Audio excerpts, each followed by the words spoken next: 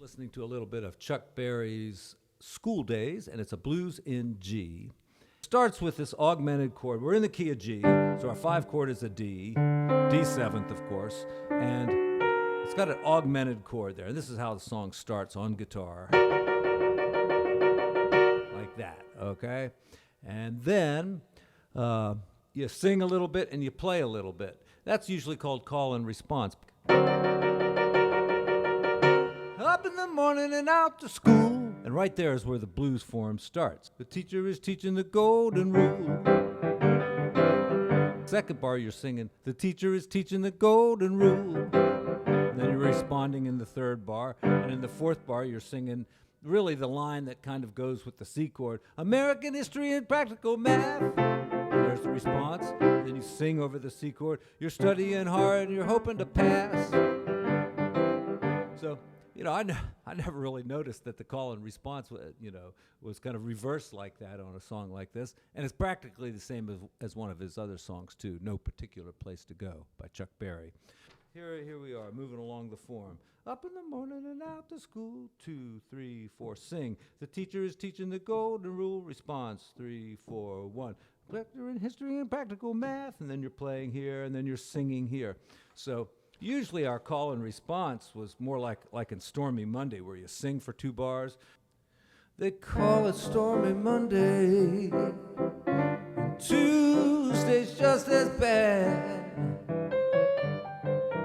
And then you're playing a little line after that, and that's the response. And then the second line is the same thing. They call it Stormy Monday, Tuesday's just as bad.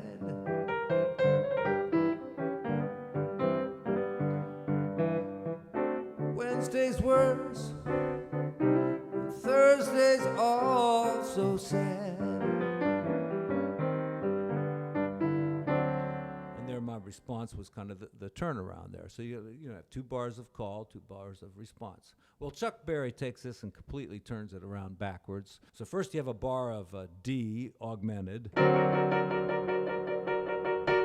right, that's 1 bar. 1, 2, 3, 4. And then on the next bar, you sing the first line of the song, up in the morning and out to school. And right there is where it's starting the 12-bar form. But it's starting on the response, which is kind of cool. So you start with a line like, you go up in the morning and out to school. And Chuck does something like that. Of course, he's bending notes all over the place, like that one, or this one, or this one. Lots of ways to do it. And actually, that's one of the great things about the key of G is that you're mostly playing on the white keys, and the black keys are there just to slide off of. Like that. And everything on the white keys is going to fit okay with the G7th chord. I'm not going to try to copy Chuck Berry because this is not a guitar. This is a piano. So, I'm going to play little piano things like, or maybe the riff, the famous riff, or just blues scale. Okay, so let's run over this form. We'll do just the first verse. I don't want to do too much because I don't want to get into any kind of copyright trouble. So we start with that D chord. Up in the morning and out to school. The teacher is teaching the golden rule. American history and practical math. You're studying hard and you're hoping to pass. Working your fingers right down to the bone. And the guy behind you won't leave you alone. And the turnaround there's the last bar right here, is the first lyric of the next verse. Ring, ring goes the bell. One of the great poets of rock and roll, Chuck Berry. Go check him out. You see, do it like that, maybe. You don't want to really really try to sound like a guitar player and play exactly what he's playing. You want to play things that sound good on the piano. So you could go like,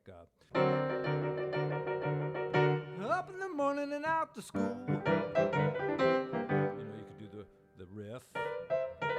Or you could do, I noticed Chuck uses a lot of force. Like he'll go, stuff like that. Ray Charles does that a lot too. So you can kind of go, and do some of those fourth things. Let's see if some of those will work. Up in the morning and out to school. The teacher is teaching the golden rule. History and practical math. Hoping to pass. Working your fingers right down to the bone.